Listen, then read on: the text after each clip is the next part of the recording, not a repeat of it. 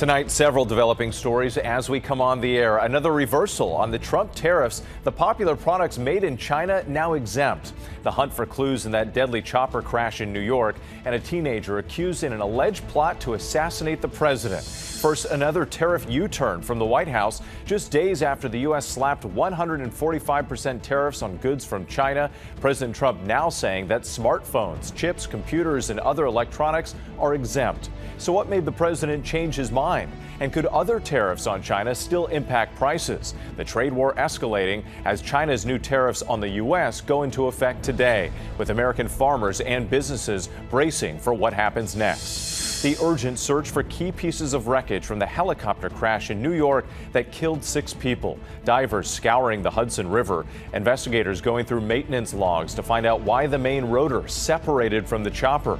The victim's family placing flowers at the water's edge.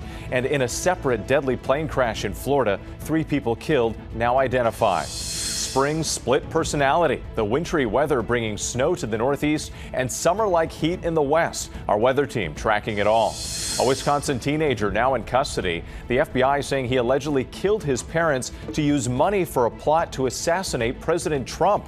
Agents say they recovered thousands in cash and documents detailing alleged neo-Nazi views. An American pastor kidnapped in South Africa, taken away in the middle of his sermon. His church back in Tennessee asking for prayers. Attorneys for Luigi Mangione are requesting that a judge take the death penalty off the table as he faces charges in the murder of a healthcare executive.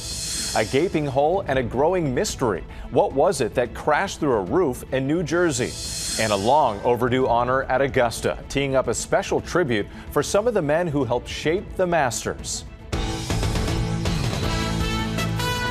From ABC News World Headquarters in New York, this is World News Tonight. Good evening. Thanks for joining us on this Saturday. I'm Whit Johnson. We begin tonight with the trade war and President Trump's new reversal on tariffs, a major reprieve for big tech companies. The White House now exempting smartphones, computers, and other electronics from the latest round of tariffs. Shoppers had been rushing out to buy iPhones, most of which are assembled in China, before the 145% tariffs kicked in and were expected to cause prices to skyrocket. And China's 125% retaliatory tariffs on all American goods going into effect today. That has American farmers and some small businesses bracing for what comes next. And President Trump warning he could still impose targeted tariffs on some of those exempted items. ABC's senior White House correspondent Selina Wang leads us off from Washington. Tonight, President Trump making a major reversal. His administration exempting smartphones, computers, and other electronics from his latest round of tariffs. A massive reprieve for tech companies and consumers amid fears that Trump's 145% tariffs on all Chinese goods would send prices of key products skyrocketing. Many consumers had been rushing to buy new iPhones before this late-night Friday announcement.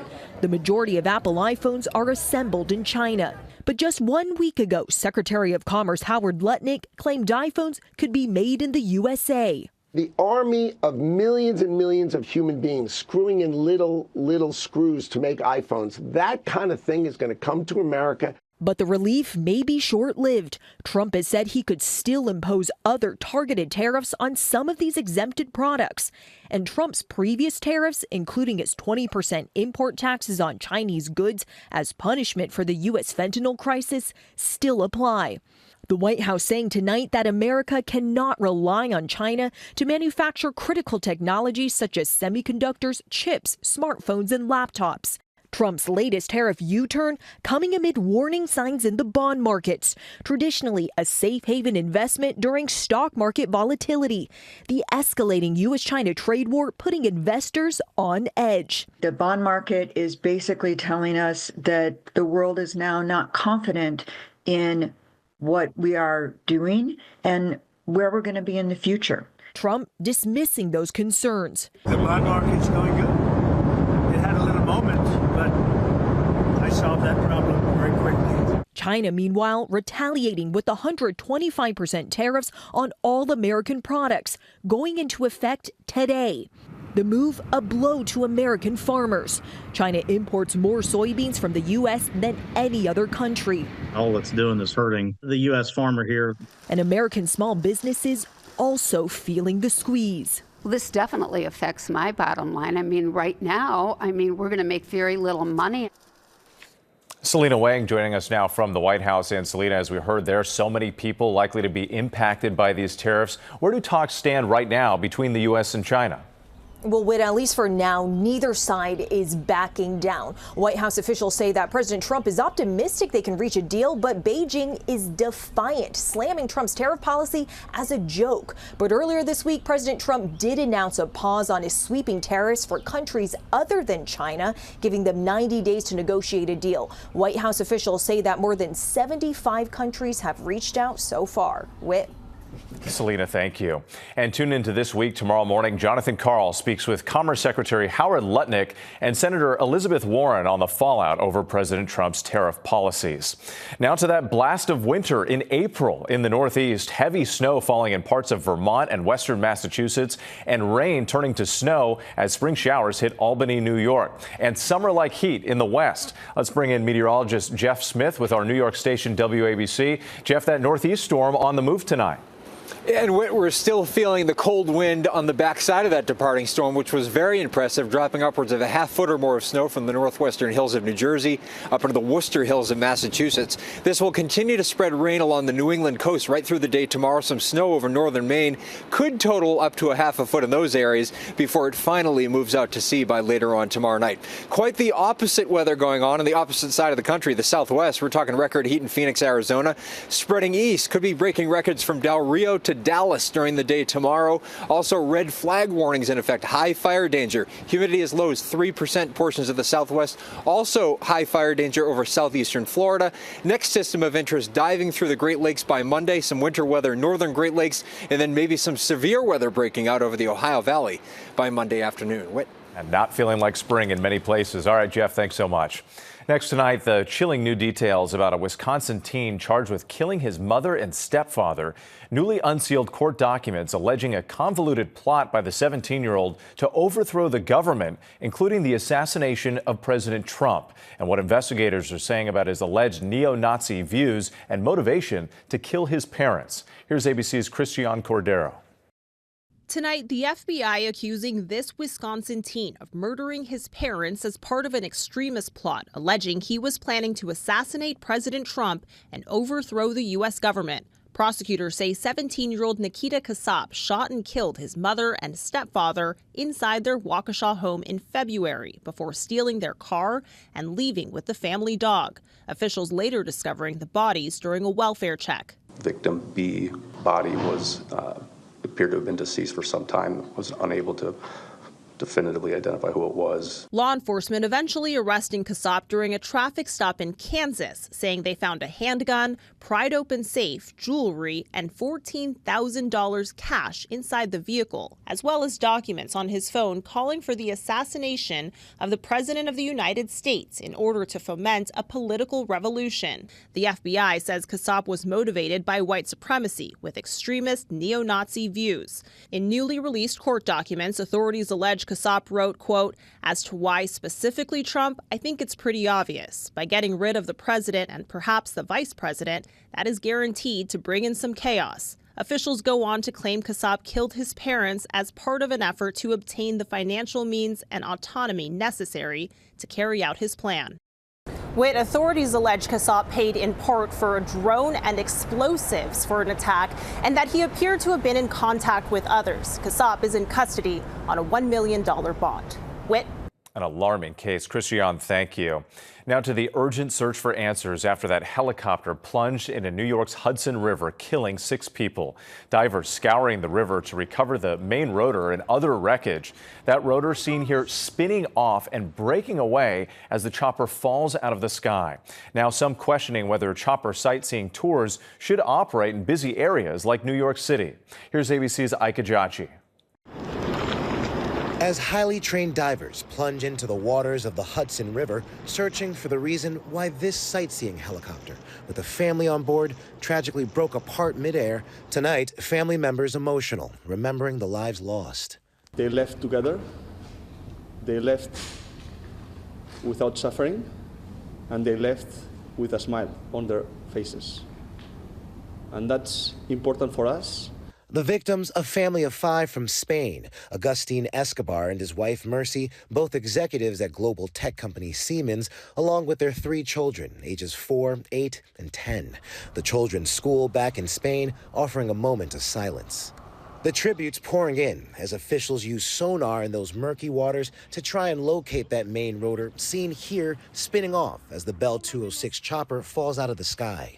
New video attained by ABC News showing the aircraft flying along the New Jersey side of the Hudson River before disappearing behind this high-rise. Moments later, pieces of the tail rotor flying off. Federal investigators already conducting wreckage exams on the engine, but now zeroing in on those rotor blades. If they're able to get the rotor blades back ashore, one of the things that they're going to be looking at very carefully is any potential for cracks, any deformation, anything that would indicate not only what happened, but how it happened.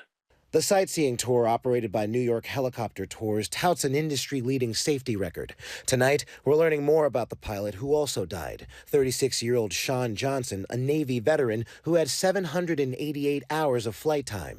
Investigators are still calculating how much of that time was spent in that particular helicopter.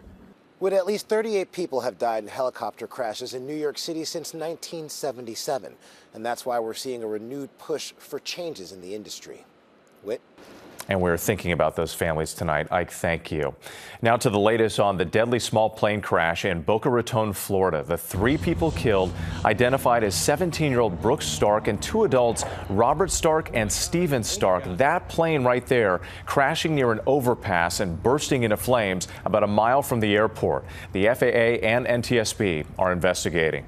Overseas now to the first round of nuclear talks between Iran and the Trump administration. This coming as Tehran's nuclear program is rapidly advancing and on the heels of a meeting between White House officials and Russian President Vladimir Putin. Let's bring in ABC's Marcus Moore in London. And Marcus, the stakes are high for all sides in these talks. That's right. And the White House described the meeting, which took place in Oman today and lasted about 2 hours, as positive. And this was the first contact between the two nations since President Trump returned to office. The discussions, led by U.S. Envoy Steve Witkoff, focused on Iran's nuclear program. The UN says Iran has been accelerating its uranium enrichment, and U.S. officials believe Iran is working to develop a nuclear weapon.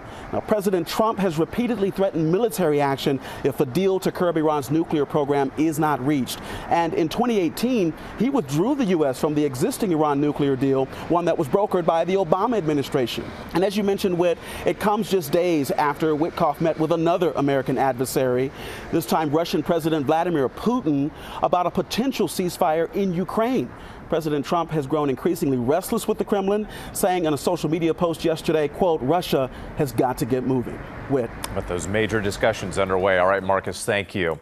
Back here in the U.S., the police shooting of a teen with autism ending in tragedy. Victor Perez has died after being removed from life support a short time ago. The 17-year-old was wielding a knife when he was shot 9 times by police. And tonight, why the neighbors who called 911 are now apologizing. Here's ABC's Zareen Shah. Tonight, a week after multiple Idaho police officers shot a teenager with autism, the controversial incident happening during a barbecue last week. A nearby witness making this call to police. Pretty gross. He's just running out with a knife and then falling over, and I think he was stabbing himself on accident just now.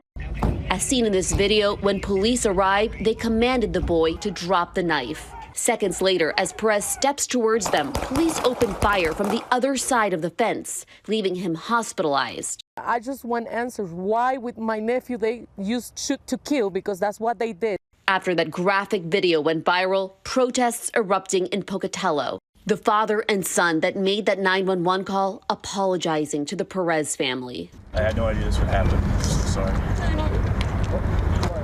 Are you doing okay? No. I'm so sorry. Help us through this tragedy of Victor Perez. Earlier today, the Pocatello community holding this vigil in support of the family in front of the hospital treating Perez, saying they hope the family gets justice. It could have been any one of our kids, and no kid should have had to go through what they went through. Idaho officials are now investigating this incident. Tonight, another vigil is taking place outside the Perez family home. Zorin Shah, thanks to you tonight. Now to an update on that Maryland man mistakenly deported to a notorious mega prison in El Salvador. Just moments ago, the Trump administration filing their first status report to a federal judge, an official with the State Department declaring in a sworn statement that Kilmar Abrego Garcia is in that prison and that he is alive and secure. A federal judge ordering the White House to return Garcia back to the U.S. There is much more ahead on World News Tonight this Saturday. Luigi Mangione's lawyers blast calls for the death penalty, accusing the Attorney General of playing politics. And the mystery object that tore through a roof, did it come from outer space? Next tonight, lawyers for Luigi Mangione have asked a federal judge to block the Justice Department from seeking the death penalty. Mangione is accused of murder in the killing of healthcare executive Brian Thompson in New York.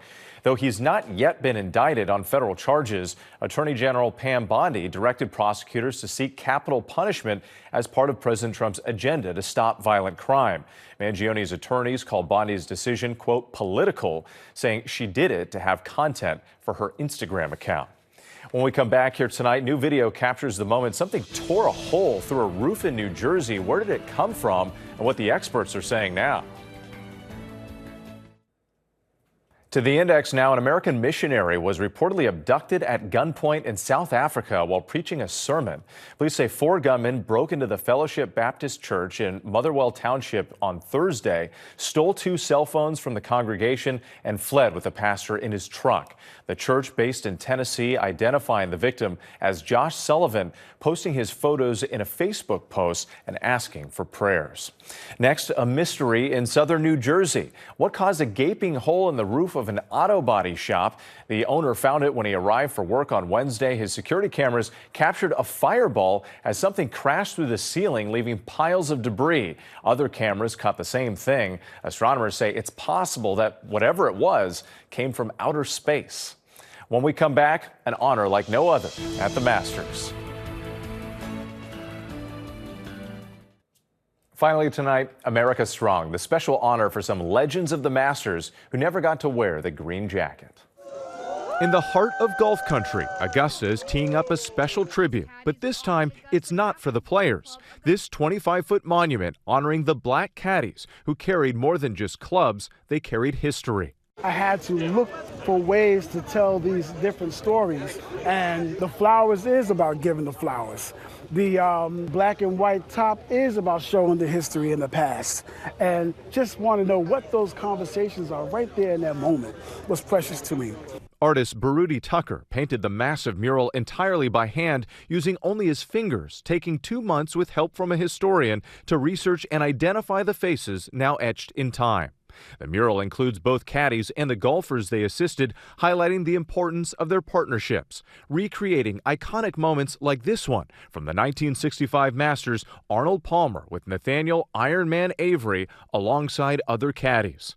PGA golfer Gareth Carpenter has a deep connection to the mural. His great-uncle, Eddie McCoy, is one of the champion caddies immortalized in the art. To the young players coming up today, and to everyone who carries the love of this game in their heart, this is our history, and it is our responsibility to keep it alive. The black caddies inspiring a new generation of golfers, and now this monument in Augusta's Sand Hills community finally preserving their legacy and recognition long overdue. A remarkable legacy honored tonight. Thank you so much for watching. I'm Wade Johnson in New York. Have a great night. David Muir, ABC's World News Tonight, the most watched newscast in America, and honored with the Emmy Award, winner for Outstanding Live News Program. More Americans watch World News Tonight with David Muir than any other newscast.